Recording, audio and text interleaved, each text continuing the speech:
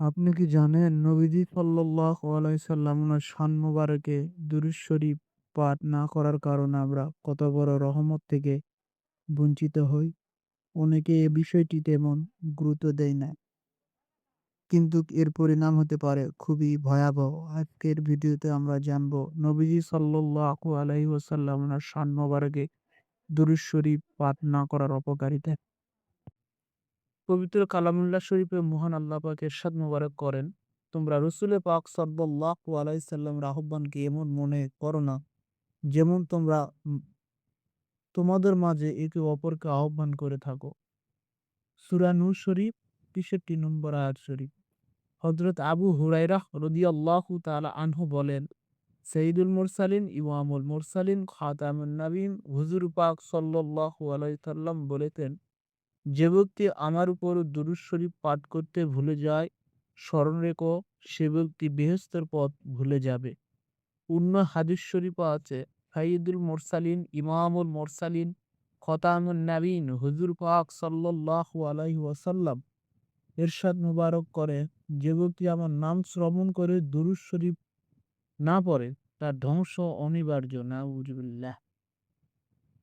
তিনি আরো বলেন, অত্যন্ত জঘন্য বখিল সেই ব্যক্তি যার সামনে আমার হুজুর পাক সাল্লাল্লাহু আলাইহি সাল্লাম উনার নাম মোবারক উচ্চারিত হয়, অযথা সে দুরূদ শরীফে কার্পণ্য করে বা পড়ে। হযরত ওমর রাদিয়াল্লাহু তাআলা আনহু হতে বর্ণিত, তিনি বলেন, মুমিনের দোয়া মোনাজাত ইত্যাদি আসমান জমিনের মধ্যস্থলে ঝুলে থাকে, যদি তাতে হুজুর পাক সাল্লাল্লাহু আলাইহি ওয়াসাল্লাম ইমার উপর দুরূদ শরীফ পাঠ না করে, অর্থাৎ দুরূদ শরীফ ব্যতীত ওই দোয়া আল্লাহ পাক এর দরবারে কবুল হয় না। অন্য হাদিস শরীফে আছে, সাইয়্যিদুল মুরসালিন ইমামুল মুরসালিন খাতামুন নবীন হুজুর পাক সাল্লাল্লাহু আলাইহি ওয়াসাল্লাম যে মজলিসে আলাইহিস সালাম বলেছেন, যে মজলিসে আমার প্রতি দরুদ শরীফ পাঠ করা হয় না, সে মজলিসে যোগদানকারীদের জন্য তা বেহেশতের উসিলা হলেও তাদের জন্য অনুতাপের কারণ হবে। এর তাৎপর্য হলো যে দ্বীনি ওয়াজ নসিহত ও মাসলা মাসাইল আলোচনার কারণে ওই মজলিসে যোগদানকারীগণ বেহেশত লাভ করবে বটে, তবে যেহেতু ওই মজলিসে দুরূদ শরীফ পাঠ করা হয়নি, তাই তারা পূর্ণ মর্যাদার অধিকারী হতে পারবে না। হযরত আয়েশা সিদ্দিকা আলাইহাস সালাম হতে বর্ণিত, তিনি বলেন, আমি একদিন হুজুর পাক সাল্লাল্লাহু আলাইহি সাল্লামের উজ্জ্বল চেহারা মুবারকে বিশেষ এক নুরানি আভা অবলোকন করে বললাম, ইয়া রাসূলুল্লাহ, ইয়া হাবিবাল্লাহ সাল্লাল্লাহু আলাইহি ওয়াসাল্লাম, আপনার চেহারা মুবারক কতই না জ্যোতির্ময়। তখন হুজুর পাক সাল্লাল্লাহু আলাইহি সাল্লাম বলেন, হে আয়েশা সিদ্দিকা আলাইহাস সালাম, রোজ হাসরে যে ব্যক্তি আমার চেহারা দর্শনে মাহরুম থাকবে তার জন্য বড়ই অমঙ্গল। তখন হযরত আম্মা জান আয়েশা সিদ্দিকা আলাইহাস সালাম বলেন, আমি আরজ করলাম, কোন হতভাগা আপনার চেহারা মুবারক দর্শনে মাহরুম থাকবে? হুজুর পাক সাল্লাল্লাহু আলাইহি ওয়াসাল্লাম বললেন, যে ব্যক্তি কৃপণ। হযরত আয়েশা সিদ্দিকা আলাইহাস সালাম বললেন, ইয়া রাসূলুল্লাহ, ইয়া হাবিবাল্লাহ সাল্লাল্লাহু আলাইহি সাল্লাম, কৃপণ কোন ব্যক্তি? হুজুর পাক সাল্লাল্লাহু আলাইহি সাল্লাম বললেন, যে ব্যক্তি আমার নাম মোবারক শুনে দুরূদ শরীফ পাঠ করে না। হাদিস শরীফে বর্ণিত আছে, হযরত কাব ইবনে উজরাতা রাদিয়াল্লাহু তাআলা আনহু বর্ণনা করেন যে, একদিন মহান আল্লাহ পাকের রসুল সাইয়্যিদুল মুরসালিন ইমামুল মুরসালিন খতামুন নবীন হুজুর পাক সাল্লাল্লাহু আলাইহি ওয়াসাল্লাম বললেন, এ আমার সাহাবায়ে কেরাম রাদিয়াল্লাহু তাআলা আনহুম, তোমরা প্রত্যেকে মিম্বারের কাছে আসো, মিম্বারের কাছে হাজির হও। আমরা সকলে হাজির হলাম। আল্লাহ তাআলা রাসূল সাল্লাল্লাহু আলাইহি ওয়াসাল্লাম উপস্থিত হয়ে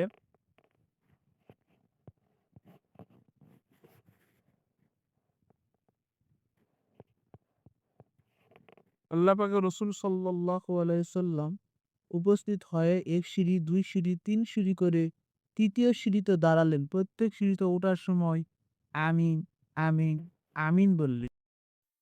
তৃতীয় সিঁড়িতে দাঁড়িয়ে কিছু নসিহত মুবারক করলেন। নসিহত মুবারক শেষ করে আবার নেমে আসলেন। যখন নেমে আমাদের কাছে এসে বসলেন, আমরা জিজ্ঞাসা করলাম, আজকে এমন কিছু কথা আমরা শুনলাম যেটা পূর্ব কখনো শুনিনি আপনার জবান মোবারক থেকে। যে কি শুনছ? যে আপনি প্রত্যেক সিঁড়িতে ওঠার সময় প্রত্যেক সিঁড়িতে আমিন, আমিন, আমিন বলছেন। তার কি কারণ রয়েছে? তখন মহান আল্লাহ পাকের রসুল সাইয়্যিদুল মুরসালিন, ইমামুল মুরসালিন, খাতামুন নাবিয়িন হুজুর পাক সাল্লাল্লাহু আলাইহি সাল্লাম বললেন যে, "দেখো, আমি যখন ১ম সিঁড়িতে পা রাখলাম, ১ম সিঁড়িতে আমি যখন কদম মোবারক রাখলাম, তখন হযরত জিবরিল আলাইহিস সালাম এসে আমাকে বললেন, হে আল্লাহ পাকের রসুল সাল্লাল্লাহু আলাইহি সাল্লাম, আপনি বলুন ওই ব্যক্তি ধ্বংস, হালাক যে রমাদান শরীফ মাস পেল অযথ তার গুনাহ খাতা সে ক্ষমা করাতে পারল না। সে হালাক, সে ধ্বংস।"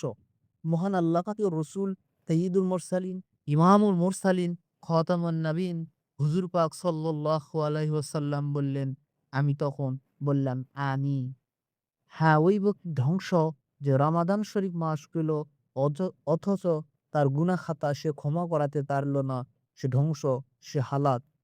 এরপর যখন ২য় সিঁড়িতে আমি পা রাখলাম, তখন হযরত জিবরিল আলাইহিস সালাম আমাকে বললেন, হে আল্লাহ পাকের রসুল, আপনি বলুন ওই ব্যক্তি ধ্বংস, হালাক যে ব্যক্তির সামনে আপনার নাম মুবারক উচ্চারণ করা হলো অযথা সে আপনার প্রতি দুরূদ শরীফ পাঠ করল না, আপনার প্রতি দুরূদ শরীফ পাঠ করল না, সে ব্যক্তি ধ্বংস। আপনি বলুন আমিন। মহান আল্লাহ পাকের রসুল সাইয়্যিদুল মুরসালিন, ইমামুল মুরসালিন, খাতামুন নাবিয়িন হুজুর পাক সাল্লাল্লাহু আলাইহি সাল্লাম বললেন, আমিন। হ্যাঁ, সে ব্যক্তি ধ্বংস, সে ব্যক্তি হালাক যে আমার নাম শুনল অথচ আমার প্রতি দরুদ শরীফ পাঠ করল না। এই জন্য ফতোয়া দেয়া হয়েছে সারা জীবনে একবার দরুদ শরীফ পাঠ করা ফরজ, আর প্রত্যেক মজলিসের মধ্যে একবার দরুদ শরীফ পাঠ করা ওয়াজিব, আর প্রতিবার পাঠ করা হচ্ছে মুস্তাহাব। মহান আল্লাহ পাক আমাদের সবাইকে বেশি বেশি পবিত্র দরুদ শরীফ পাঠ করার তৌফিক দান করুন। আমিন।